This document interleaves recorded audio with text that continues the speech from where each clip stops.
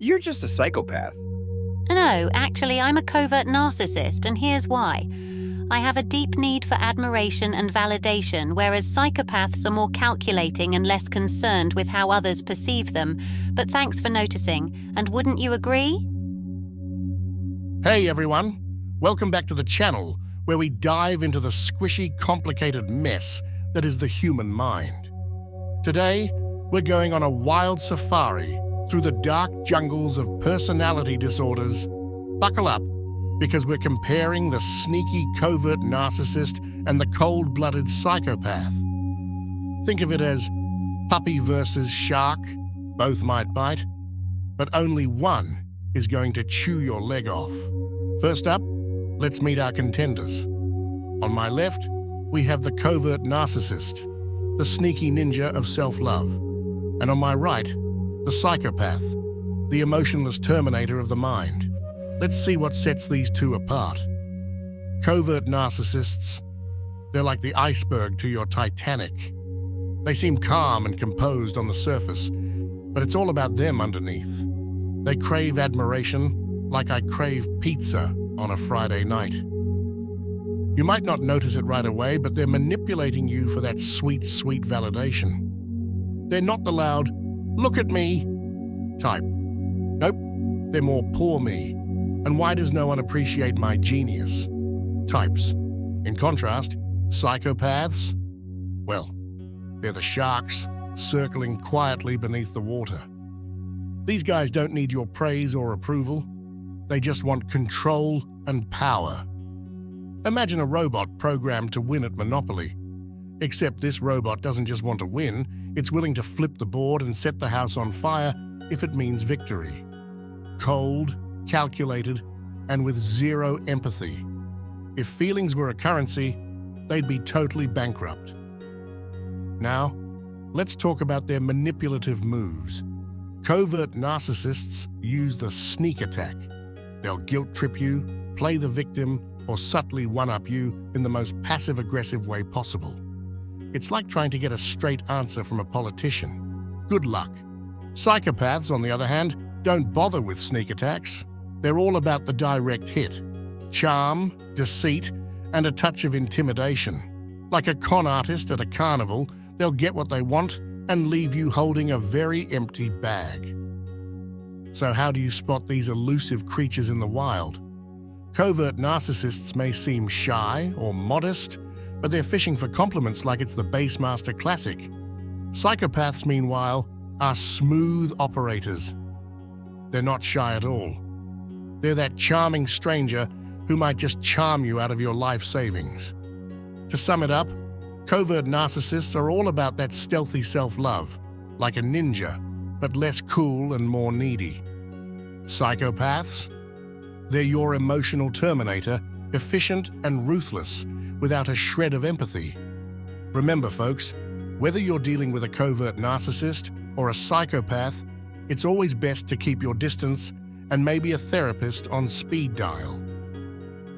Let's take a look at this short list of 4 common covert narcissist and psychopath traits and how they differ.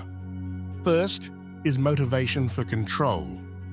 Both seek to control, but narcissists do so for admiration and validation. For example, they're like that friend who insists on being the group leader in every escape room, but only because they want the applause at the end. They thrive on admiration and validation. "Oh, you got us out. You're so smart." That's their jam. Now, psychopaths, these folks are the puppet masters who'd rather control the whole theater, the audience, and probably the parking lot too. They crave control like it's a power-up in a video game, but don't expect them to care if anyone claps. It's all about the thrill of the game. The second common trait is emotional depth. Covert narcissists can feel emotions like guilt, while psychopaths often lack empathy or remorse. For example, imagine them as divers who sometimes catch sight of guilt sharks, but quickly swim back to their cozy reef of self-pity. "Oops, did I hurt you? My bad, I was too busy admiring my reflection in the water." Psychopaths, on the other hand, are like robots programmed without the empathy chip. Emotions, those are for humans. They lack empathy and remorse, and if they saw a guilt shark, they'd probably just try to sell it for profit somehow. Third is their differences in manipulation style. Covert narcissists and psychopaths each have their own unique flair for manipulation tricks. It's like comparing a sneaky pickpocket to a suave con artist. Both want something from you, but their methods of getting it are as different as night and day. Here's an example.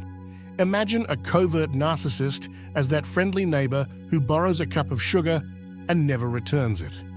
Their manipulation style is subtle and stealthy, like a ninja slipping through your social defenses in broad daylight. They use tactics like guilt-tripping and playing the victim, all while maintaining an innocent facade. On the flip side, psychopaths are like the charismatic stage magicians of manipulation. They're not just moving pieces around the board, they're flipping it over and declaring themselves the winner. Their manipulation is cold, calculated, and sometimes aggressive, much like a CEO who buys out your company and sells your desk on eBay the next day. They don't bother with subtlety or guilt trips. Instead, they plan several moves ahead, calculating exactly what they need to do to get what they want. And then fourth is behavioral patterns. Psychopaths may engage in criminal behavior, while narcissists typically focus on self-enhancement.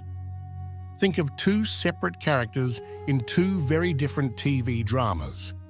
Think of covert narcissists as the sneaky soap opera villains who quietly wreak havoc, while psychopaths are the main antagonists in a high-stakes crime thriller.